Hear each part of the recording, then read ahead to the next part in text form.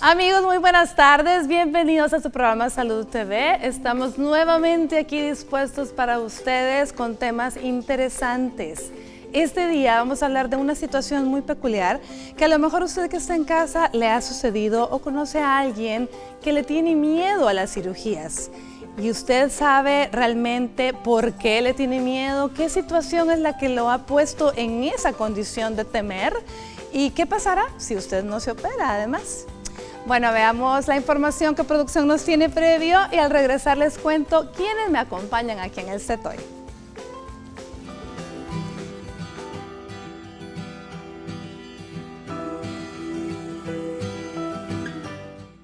Pasar por una operación siempre es una situación que puede generar ciertas preocupaciones en muchas personas. El quirófano, la anestesia y el temor a lo desconocido suelen ser las principales causas de este sentimiento. Lo primero que hay que hacer cuando el paciente llega a los consultorios es tranquilizarlo, hacerle comprender lo que tiene y decirle que las cosas no son como cada uno se lo imagina. Hoy en día la técnica está muy perfeccionada y controlada. La tecnología le da al paciente una seguridad extraordinaria. El médico debe explicarle su enfermedad, los riesgos que corre, lo que va a hacer en el quirófano y los logros que va a conseguir. Generalmente todos tienen miedo al mismo factor que es la anestesia, como a no despertar o perder el control de sí mismo. Pero tienen que pensar que gracias a todo el aparataje que disponen los médicos están monitorizados en todo el proceso. En la cirugía, la tecnología existente ha motivado una importante disminución de los riesgos que pueden presentar una persona en el proceso. Esto supone también un ahorro de tiempo, menos anestesia y unos postoperatorios mejores. Muchas personas cambian la fecha de su cirugía por el temor que sienten de este proceso. Ahora, en Salud TV, nuestros especialistas abordarán este tema para que despejes todas tus dudas.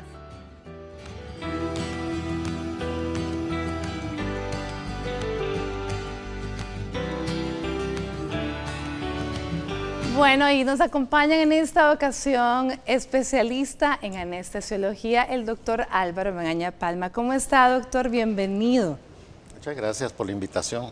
Gracias a usted por brindarnos su tiempo. Este hombre pasa tan ocupado, así que de verdad gracias, porque yo sé que ha hecho un espacio para venir a estar con nosotros y nuestros televidentes.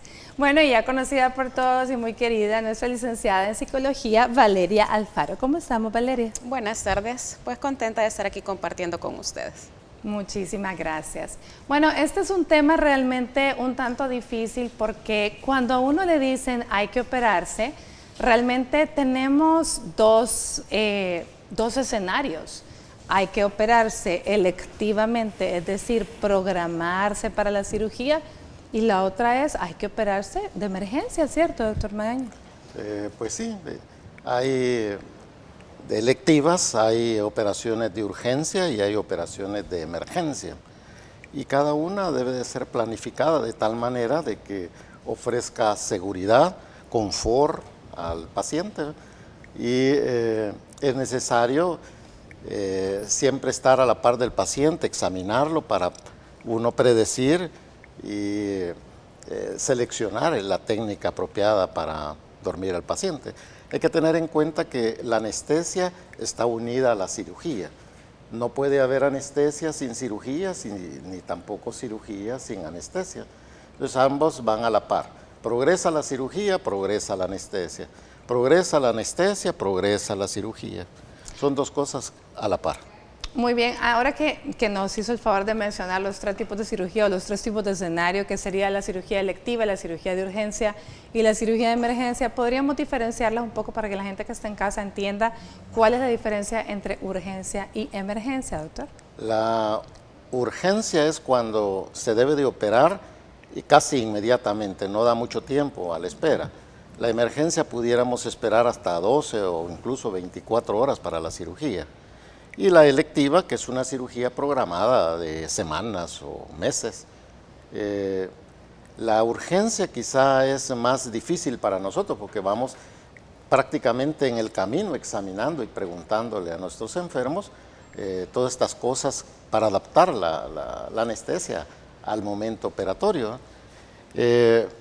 Hay un dato bien interesante en cuanto a esto. Casi todos la mayoría de pacientes que me toca ver le tienen miedo a la anestesia y no le tienen miedo a la cirugía. Su pavor es, me iré a pasar, no se vaya a pasar de anestesia, iré a despertar. Mire, porque hay anestesia general y anestesia regional. La anestesia general es la ausencia del dolor con ausencia también de la conciencia. En cambio, la anestesia regional hay ausencia del dolor, pero el paciente puede seguir consciente. Esto a veces los pacientes, por no perder el control, le dicen a uno, mejor deme anestesia regional, quiero estar despierto, oyendo, y rechazan la anestesia general. Y otros rechazan la anestesia regional, quieren estar dormidos, sin ver, sin sentir, sin oír nada. Eso es una cosa bien interesante. Definitivamente eso es lo interesante, pero ¿cuál será el factor psicológico? ¿Qué es lo que generará este temor a ser operado, Valeria? Porque me imagino que depende de la edad, depende de factores como antecedentes, como si hemos tenido algún episodio anterior con una mala experiencia o de las cosas que nos han dicho. ¿Qué será realmente? ¿Qué más factores hay? Bueno, aquí, como acabas de mencionar, tiene que ver mucho la edad, tiene que ver la experiencia que yo he tenido anteriormente, o muchas veces en nuestra cultura se da el que dicen, ¿verdad?, de que siempre hay personas todólogas, ¿verdad?, que ya han pasado por ciertas experiencias, ciertas cirugías, y pues uno le comenta, fíjate que me van a operar de cierta cuestión, y pues le empiezan a meter el temor a uno, de decirle, mira, ten cuidado con la anestesia, es probable que te quedes loco, que eso no pasa, ¿verdad? Es probable de que quizás sintas mucho dolor, pero también depende de la personalidad de cada individuo. Esto influye demasiado, ¿verdad? La personalidad de esta persona. Si tiene antecedentes de ansiedad también, porque no sé, el doctor me podría ayudar en ese sentido, de que muchas veces cuando la persona presenta estos episodios de ansiedad, es mucho más difícil que la anestesia pueda hacer algún efecto adecuado y tienen que utilizar un poco más de anestesia. Entonces, lo que nosotros recomendamos siempre es hacer terapias de relajación, ¿verdad? Antes de una cirugía, usted debe de abocarse a los médicos, al cirujano, al anestesiólogo, en el caso de nosotros como psicólogos, psiquiatra, para que usted conozca de primera mano en qué consiste la cirugía que le van a hacer, para que usted también esté pues con el conocimiento y no solamente preguntarle a la vecina, mira, usted que ya la operaron de esto, cómo lo pasó, qué le pasó, cómo le fue, ¿verdad? Sino que cada individuo, aún nosotros como personas, cada quien tolera el dolor de cierta manera, ¿verdad? No todos somos iguales. Definitivamente. Bueno, y se nos aquí incorpora a nuestro staff de médicos el día de hoy, especialista en cirugía general, el doctor Cristian Isaac Umaña. ¿Qué tal, doctor? ¿Cómo está? Muy bien, muchas gracias por invitarme a este espacio, donde podemos compartir un poco de conocimiento para todos nuestros pacientes, ¿verdad? Y todas las personas que a diario sintonizan este programa tan bueno. Muchísimas gracias, doctor, por su tiempo, de verdad. Le hemos invitado a hablar de un tema bastante interesante, porque realmente no es que usted nos venga a hablar hoy de una patología, de un procedimiento quirúrgico en sí, sino de aquello de realmente lo que el diario de vivir, ¿verdad? El paciente que le tiene miedo a la cirugía. ¿Se ha topado usted con muchos pacientes con temor a que lo opere? Definitivamente es el diario vivir del cirujano y del anestesiólogo también.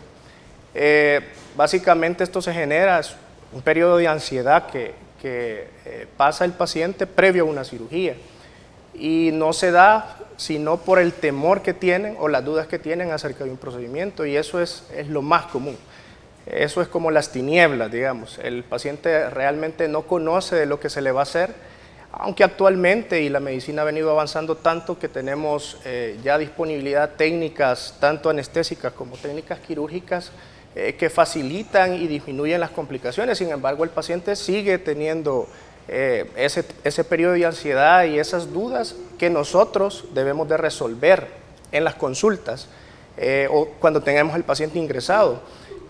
Hablaban un poco de las emergencias, quizás eso es la parte más difícil de manejar, ¿verdad? Porque ya se sabe que una emergencia pues es cuando se debe de operar al paciente debe de ser lo más rápido posible, probablemente no más de 24 horas, y eso todavía puede dejar al paciente un tanto con más de dudas, no solamente del procedimiento, sino cómo se va a proceder posteriormente a la cirugía. Dijéramos que en el caso para diferenciar una urgencia entre emergencia, el paciente para una apendicitis, esto vendría siendo una emergencia. Porque puede esperar el tiempo necesario para obtener exámenes de laboratorio, ¿verdad? O de gabinete para poder concretar el diagnóstico y decidir operar. Eso nos da más tiempo.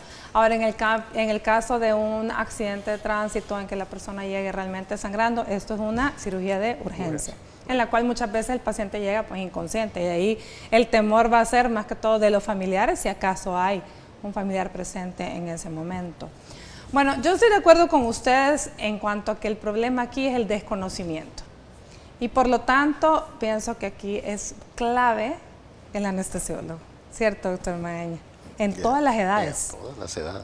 Yo lo he visto. Ahí eso es clave, definitivamente, la tranquilidad que el médico anestesiólogo tiene para dirigirse al paciente, para explicarle, ambos, claro, qué es lo que se va a hacer, ¿verdad? Claro. Y quisiera compartir con ustedes, el 16 de octubre de todos los años se celebra el Día de la Anestesia. Este prácticamente es un mes en donde los anestesiólogos en el mundo se comprometen a dar una información al mundo, y ahora estamos también celebrando un día para la reanimación cardiopulmonar. Todo este mes vamos a hablar de reanimación cardiopulmonar, que la gente debe de saber cómo reanimar. En otros países la gente conoce, hay desfibriladores en los hoteles, hay desfibriladores en los diferentes, incluso parqueos, para poder reanimar a un paciente. Este 16 de octubre es trascendental para nosotros, nos ubica en la primera anestesia que se dio en el mundo, en el Hospital General de Massachusetts, y de allí pues ha nacido la especialidad.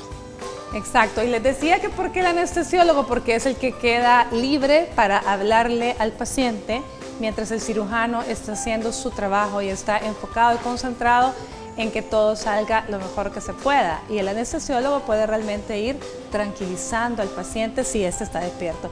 Pero de eso y más vamos a estar hablando al regresar. Por el momento ya tenemos con nosotros a Astrid Ábalos en el avance de TN21. Ya volvemos.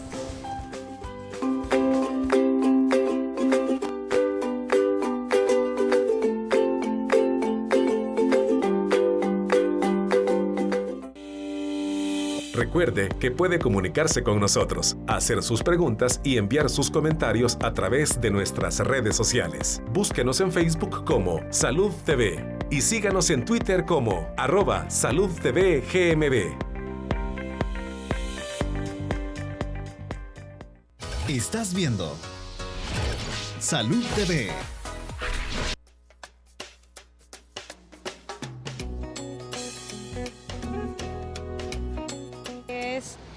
Arriesgado, o sea, entre la vida y la muerte, pero yo soy partidaria de que no a la cirugía. Bueno, por la anestesia, pero hay quienes lo hacen ya por el físico y todo eso, pero yo realmente no. Podría ser la anestesia o por algún defecto que puedan tener.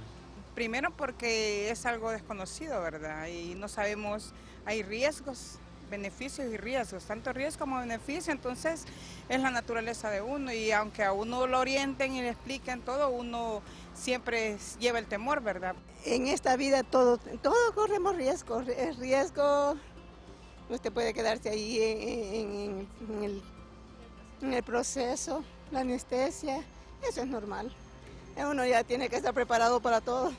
Por las complicaciones que esta pueda tener, las consecuencias después de la cirugía.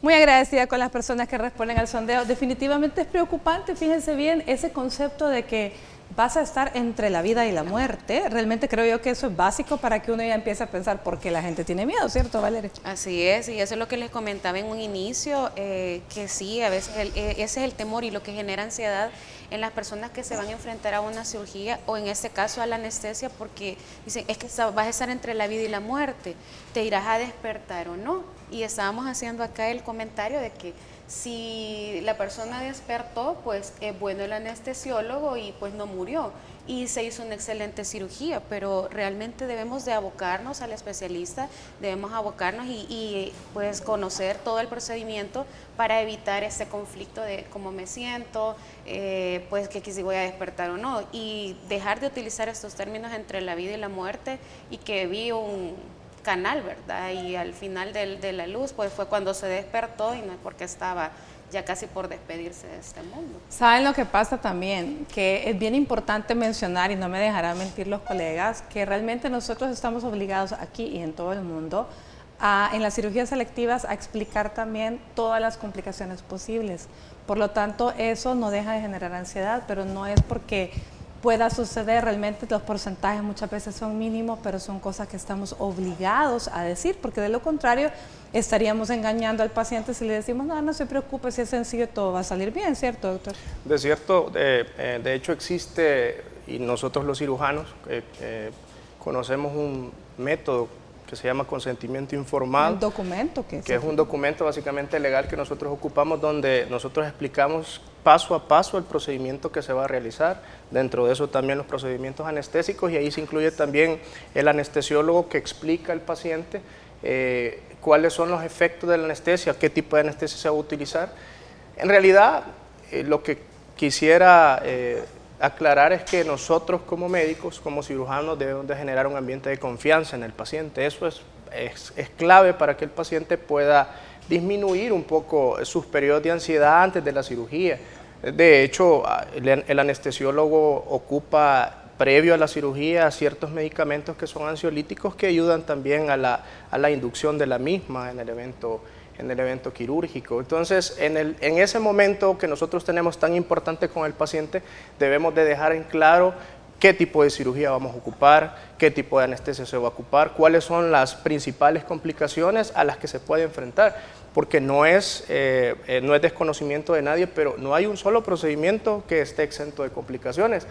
Basta con una inyección, solo eso nos puede generar un proceso inflamatorio localizado, ya no digamos algo un poco más, un absceso, ya no digamos algo más cruento. Y en cuanto a las urgencias, es de recalcarlo, por eso se llaman así, ¿no?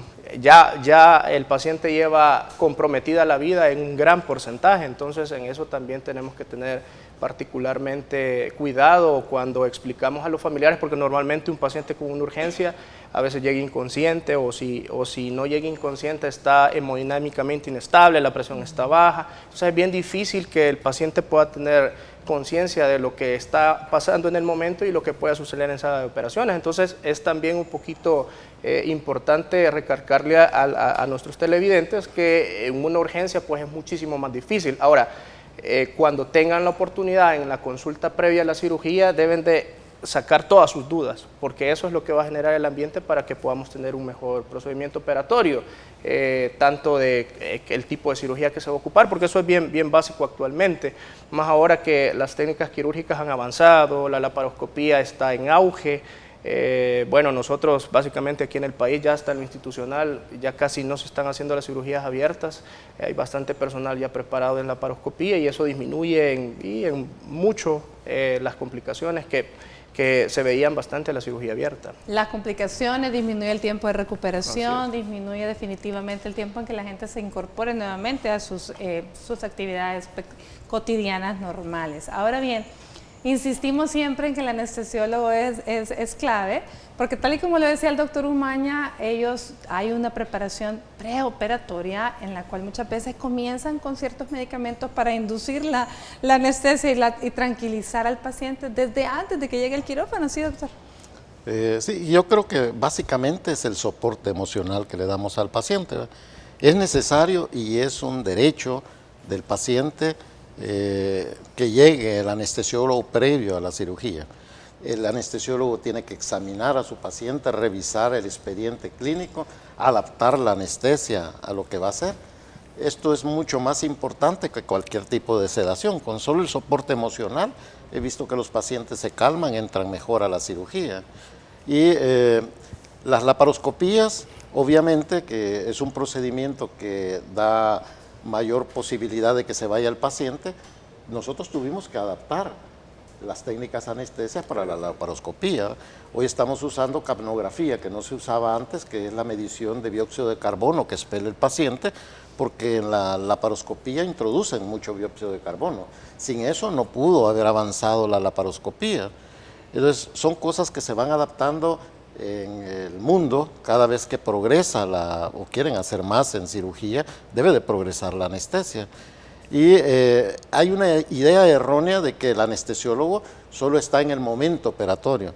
Para nosotros el trabajo consiste antes de la cirugía. Durante la cirugía manejamos el control de todos los signos vitales, estamos enterados de la estabilidad del paciente, y en el posoperatorio nuestro deber estar a la par del paciente también. Manejamos dolor, tenemos que controlar el dolor posoperatorio, todo el proceso que debe de ser un éxito. Y a veces es razonable el miedo de la anestesia. Yo le estaba diciendo detrás de cámara de que en el mundo 16.9 millones de personas mueren anualmente por anestesia. Y las razones principales son que la gente no está capacitada para dar anestesia en el mundo. Y la otra razón es la falta de equipo. En países subdesarrollados hay poca tecnología y, todavía hasta la Segunda Guerra Mundial la anestesia era administrada por estudiantes de anestesia o enfermeros. De ahí en adelante ha surgido la especialidad de la anestesia. Hoy por hoy, en el mundo, la anestesia es un procedimiento médico, no es un procedimiento técnico. No debe de ser un especialista médico el que administre la anestesia. Y eso es muy importante porque tenemos todo el conocimiento para poder tratar cualquier emergencia que se presente en el acto operatorio. Así es. Bueno, ventaja de las cirugías selectivas, es decir, aquellas que definitivamente nos podemos dar el lujo de prepararlas con tiempo y de que el paciente esté decidido y que haya sacado todas sus dudas, también es el hecho de conocer los antecedentes personales. Probablemente el concepto que tenía Valeria, que nos comentaba que mucha gente dice, bueno, la anestesia te puede dejar loco, que lo hemos escuchado en algunas ocasiones, a lo mejor partía de que hay medicamentos que no funcionan de igual forma en diferentes personas según los tipos de antecedentes que tenga, que puede resultar en un poco de agitación en el postoperatorio, pero eso es temporal, ¿sí, doctor? Sí, sobre todo pues la anestesia pediátrica.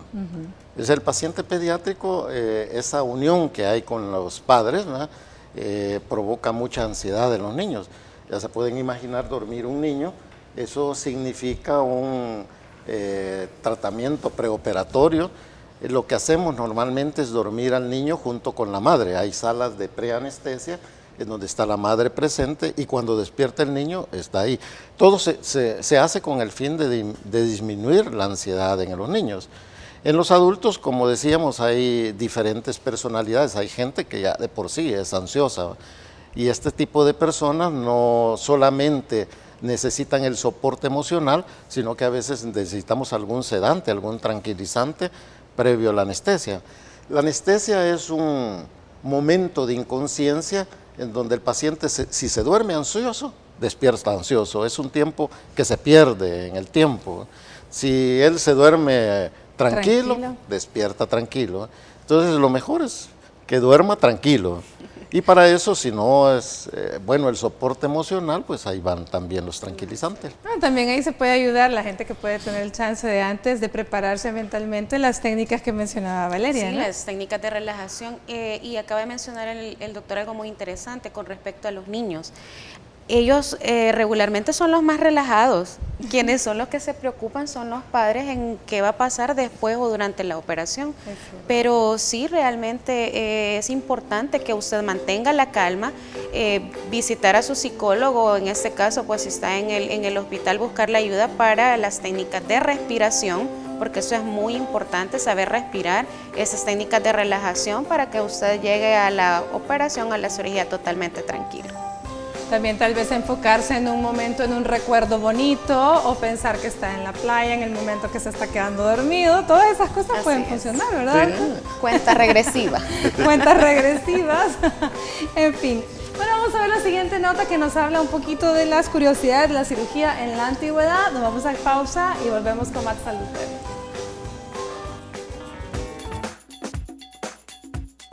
En la Edad Media la cirugía era vista como algo pagano y el cirujano estaba considerado como una especie de hechicero.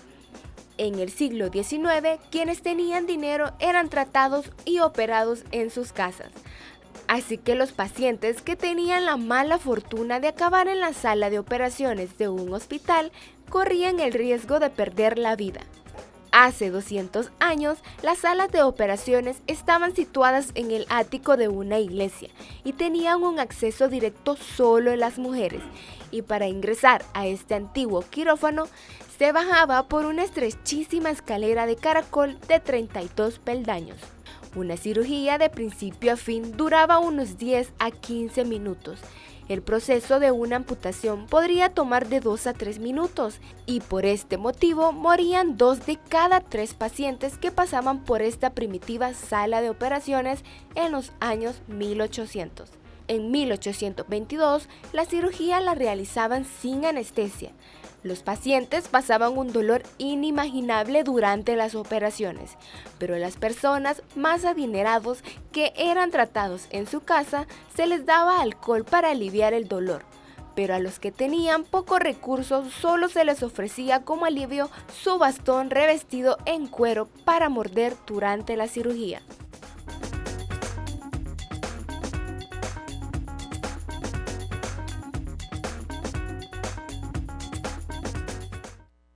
Estás viendo Salud TV.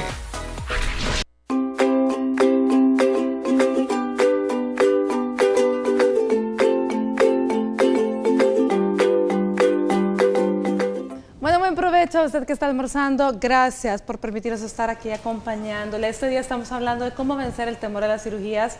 Y pues concluimos que realmente todo está, 1, en el desconocimiento del procedimiento que se le va a realizar, 2, en el temor por lo que los demás le dicen, y 3, el famoso temor a la anestesia, que ya vimos que realmente, pues gracias a Dios, ya contamos con anestesia, porque ustedes recordarán en las películas antes la gente definitivamente, como era doctor, se desconectaban del dolor, ¿sí? Sí, es que el dolor tiene un límite para los seres humanos. Llega un momento en que es tanto el dolor que pierden el conocimiento. Probablemente en esa época sobrevivían, los que sobrevivían era porque perdían el conocimiento. Ahora, después quedaba el gran problema de la infección.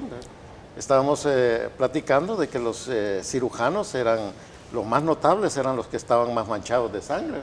Eran los los que hacían más rápido el procedimiento también. Eran procedimientos súper rápidos.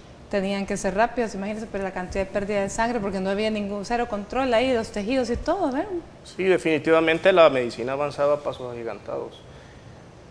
Recuerdo en alguna de las historias, en historia de la medicina, hay tribus o lugares donde el dolor de cabeza se manejaba como una trepanotomía. O sea, las personas pensaban que abriendo la cabeza se iba a quitar el dolor de cabeza, y no era así. Y lo que comentábamos, ¿verdad? O sea, las cirugías se hacían básicamente en auditorios, donde había bastante gente viéndola.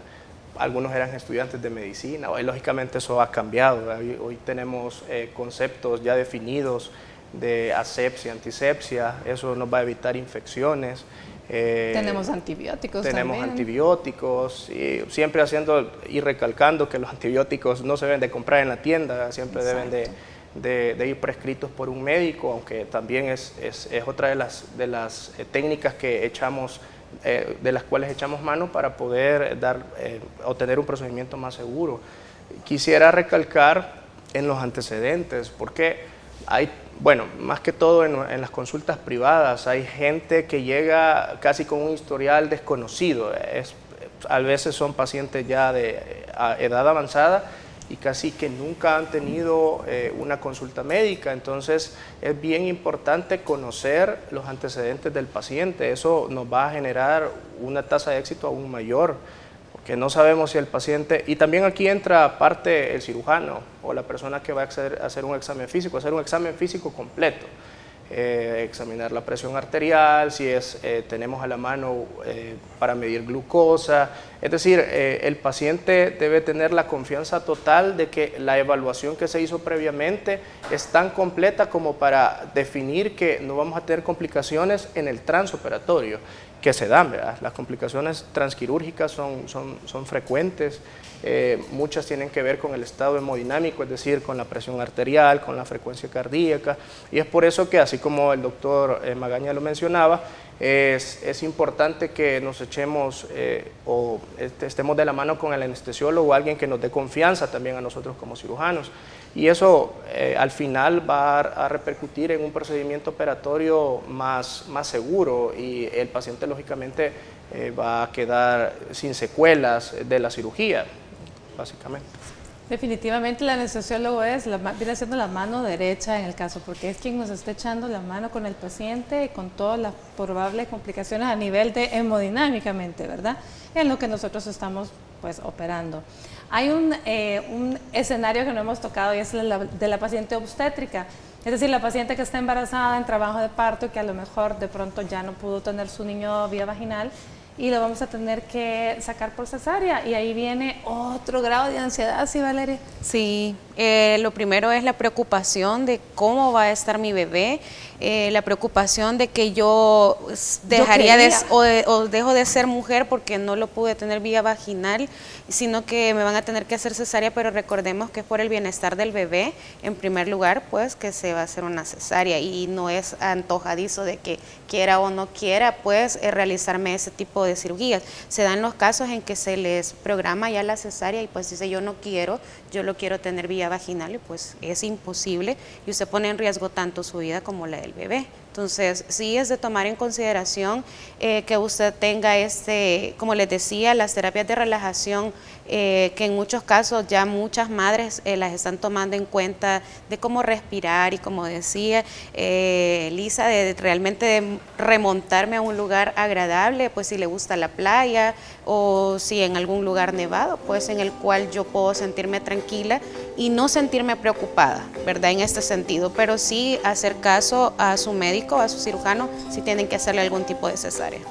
Y definitivamente ahí pues la madre tiene que estar despierta, como hablábamos, por lo tanto la anestesia es regional, esa sensación de no poder mover las piernas puede generar ansiedad, doctor.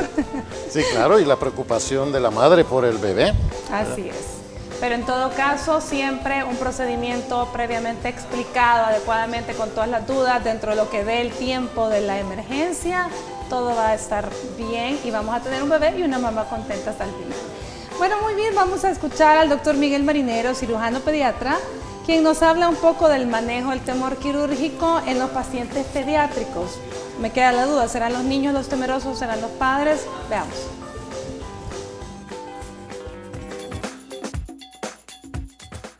Hola amigos de Salud TV, soy Miguel Edgardo Marinero, cirujano pediatra, y este día vamos a hablar sobre cómo evitar los miedos, los temores de los niños que se van a enfrentar a una cirugía.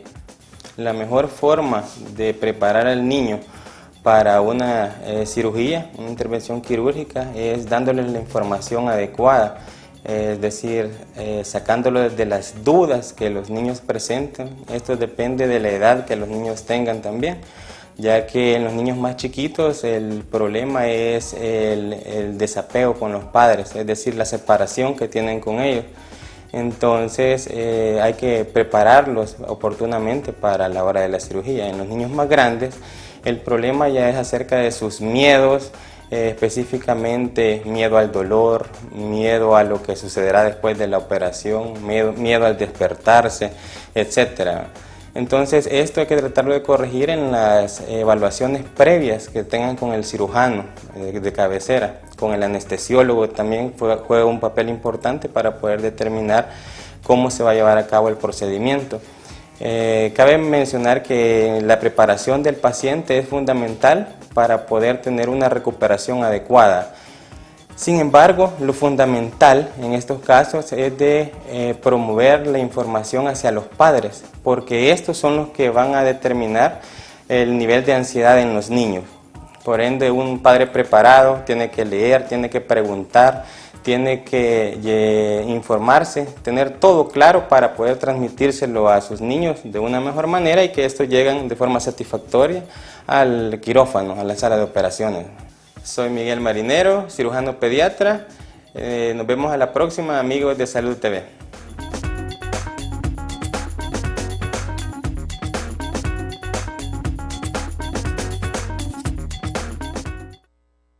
Estás viendo Salud TV.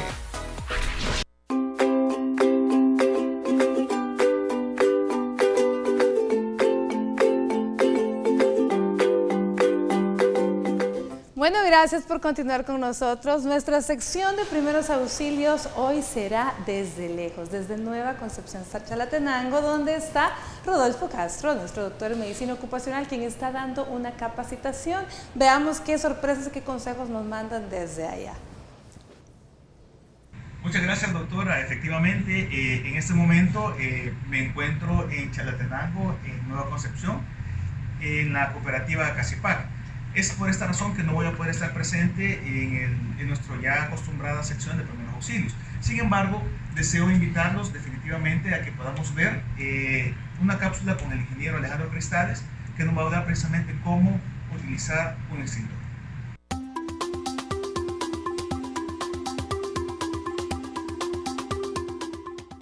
Buenas tardes, amigos de Salud TV. Les saluda Alejandro Cristales.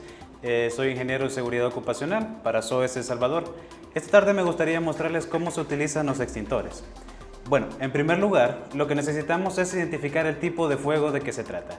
Puede haber, por ejemplo, fuegos de equipo electrónico, fuegos de equipo eléctrico, fuegos que dejan brasas de cualquier tipo. Entonces, los extintores más comunes dentro de las empresas son estos dos. Si es para equipo electrónico, utilizamos extintor de CO2. Si es un fuego común, podemos llamarlo, podemos utilizar un extintor de polvo químico seco como este que tengo a mi derecha. ¿Cómo se utiliza? Una vez hemos identificado el tipo de fuego, ahora procedemos a desplazarnos con el extintor. Una vez estamos en el lugar, quitamos este seguro que vemos acá, la espoleta y este seguro que le llaman marchamo comúnmente. ¿Cómo se quita? Puede hacerlo girando o alando directamente de la espoleta. El seguro es muy fácil de quitar. Luego tomamos la manguera con la mano izquierda y con la mano derecha presionamos el extintor aplicándolo a la base del fuego, a lo que se está quemando, haciendo un movimiento de barrido. Y si lo hacemos bien, con eso podríamos apagar casi cualquier tipo de fuego. Entonces, ¿quisieran verlo ya en la práctica cómo se utiliza? Vamos a verlo cómo se hace.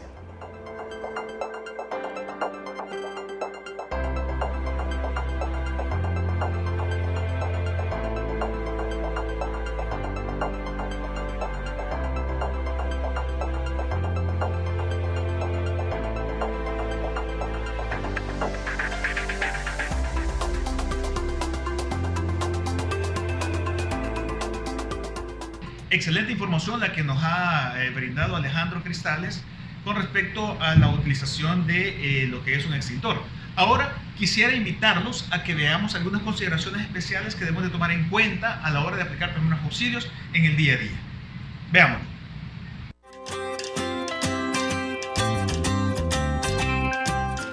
Te dejamos algunos tips para brindar primeros auxilios. Evita cambiar de posición al lesionado a menos que sea muy necesario. Se podría dañar el cuello o la columna. Mantenga a la persona abrigada para evitar que entre en shock. Verifica la tensión en la piel, fría o húmeda, labios azules, náuseas, pulso débil y rápido.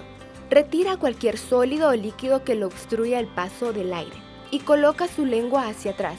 En caso que no respire, se requiere de ventilación desde el exterior con respiración boca a boca. No pierdas la calma para que le transmitas tranquilidad a la persona que necesita ayuda.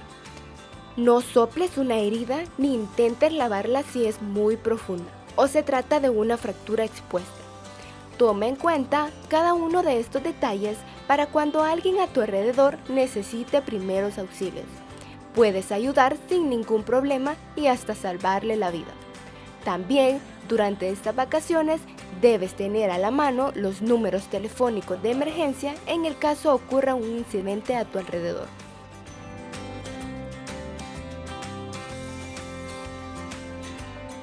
Ahora que ya conoces esta información, te invito a que la pongas en práctica en casos que tengas que atender alguna emergencia. Por otro lado, deseo invitarte también a que veamos algunas curiosidades en primeros auxilios, datos interesantes, ¿verdad?, en la siguiente nota. Veamos. Te dejamos con algunas curiosidades que debes saber de los primeros auxilios. La cruz de la bandera no se eligió por razones religiosas, sino porque era el motivo que figuraba en la bandera de Suiza en 1864, país promotor de los primeros auxilios. Si una persona tiene obstrucción respiratoria, puede causarle la muerte en 4 minutos, ya que las células cerebrales mueren sin oxígeno en este intervalo de tiempo. Muchas personas también no saben cómo realizar la RCP adecuada, a pesar de que los principios básicos del procedimiento han existido desde hace más de 400 años. Esta fue desarrollada a finales de la década de los 50 e inicio de la década de los 70. Y la respiración boca a boca fue practicada por primera vez en el año de 1950.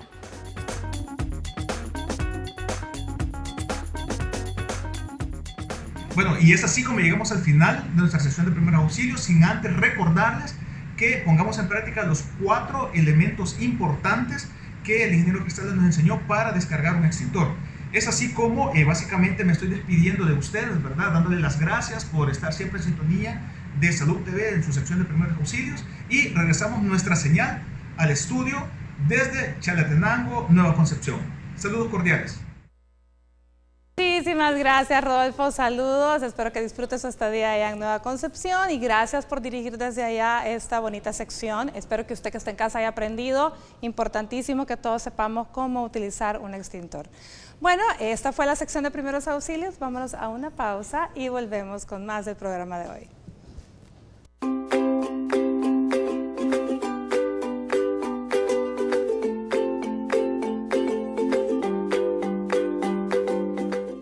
Estás viendo Salud TV.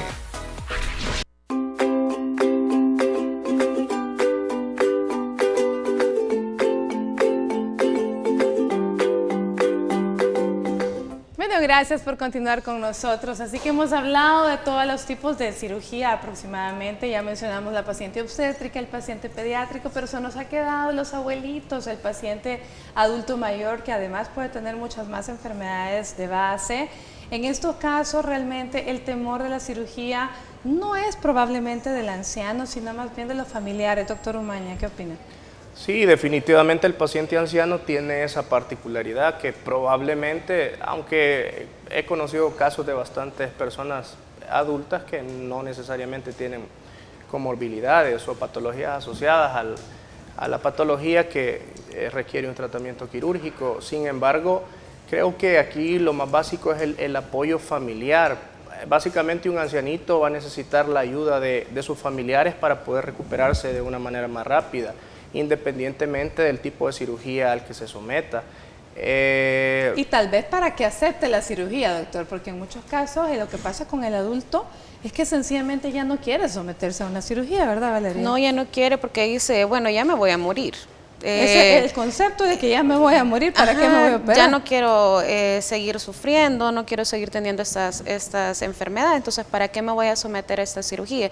Y es muy probable que pueda quedar en la anestesia, entonces siempre es recomendable pues que los parientes estén al tanto de la cirugía que se le va a hacer, los procedimientos, y pues el médico le va a dar las indicaciones. Y para que apoyen para que el señor o señora se deje operar, ¿verdad? Así es. Eso es importante. Ahora, en estos casos, doctor, también los medicamentos de base y los antecedentes son vitales para ustedes. Sí, por supuesto. Un paciente anciano no solamente está comprometido por la enfermedad por la cual llega a cirugía, se topa con complicaciones de presión arterial, algunos diabéticos, otros con problemas en cuanto a su sistema digestivo. Y es por eso que les decía yo en un principio, La anestesia es un procedimiento médico. El médico está capacitado para ver todas esas áreas y poder establecer una ruta de tratamiento, una ruta de técnicas apropiadas para todas las complicaciones que puede llevar. Entonces, es vital de que sea un profesional médico en anestesia el que administre la anestesia. Y esto es a nivel mundial. A ver, hablemos un poquito sobre la función de la anestesia, propiamente dicha, en qué puede perjudicarle al cirujano, aparte obviamente del que el paciente esté sintiendo dolor. ¿Qué otras cosas le manejan ustedes para que la gente entienda el papel fundamental del médico anestesiólogo? Nosotros tratamos de darle también cierto confort al cirujano. Sabemos de que él está haciendo trabajo muy minucioso a veces en el cuerpo de un ser humano, y debe de dársele toda la garantía de que el paciente debe estar bien. Para eso tenemos nosotros una cantidad de monitores alrededor que nos dan información de todo lo que está pasando en el paciente. Podemos predecir una complicación antes de que pueda llegar a momentos en donde pueden ser fatales, y el cirujano debe de seguir operando. A nosotros nos toca estar estableciendo toda esa estabilidad, tanto durante la operación como después de la operación. Por eso les decía de que no es solamente nuestro trabajo en el preoperatorio, sino que en el transoperatorio y en el postoperatorio. Y el cirujano se debe sentir, por eso decía el doctor, ellos eligen el anestesiólogo con el cual ellos se sienten más confiados en trabajar.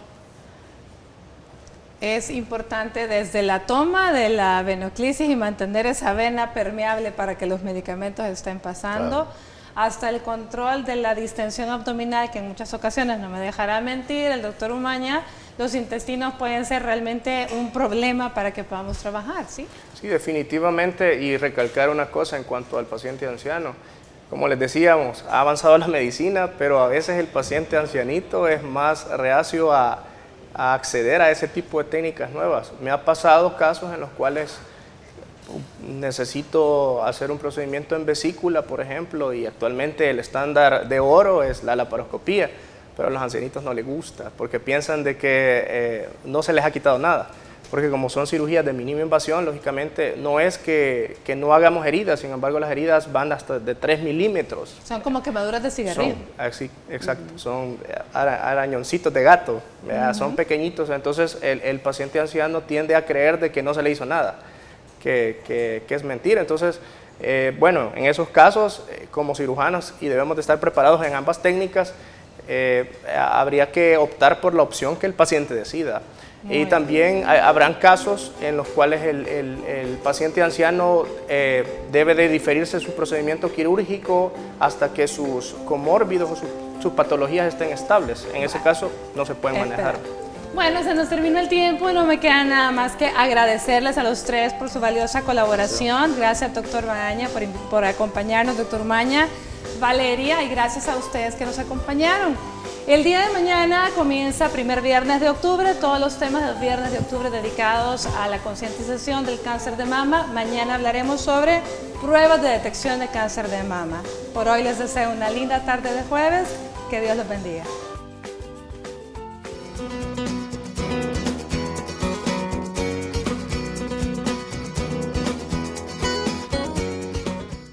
Muchas personas se enfrentan al miedo que sienten antes de una operación. Hay muchos consejos que puedes tomar en cuenta para este problema. Informarte sobre el procedimiento es un primer paso importante para superar tu miedo a las cirugías. Puedes hacerlo al leer material relevante de fuentes confiables, tanto en línea como fuera de línea.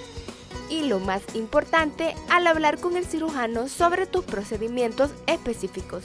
También podrías hablar con otras personas que hayan pasado por este proceso, ya sean similares o idénticas a la que tendrás. Elige a tu cirujano con detenimiento, encuentra uno en quien confíes. Si es recomendado por tus amigos o familiares, estarás más cómodo con la operación. Si realmente crees en tu médico, el temor desaparecerá. Una vez que conozcas a los miembros del equipo médico, te darás cuenta de que solo quieren ayudarte a que te sientas mejor. Siéntete libre de hacer preguntas específicas. Por ejemplo, si tienes miedo que tus especialistas carezcan de experiencia, podrías preguntar: ¿desde hace cuánto tiempo hacen cirugías como esta? Reunirte con ellos antes de la cirugía puede ayudar a desterrar esos miedos al ver y humanizar todo el proceso quirúrgico.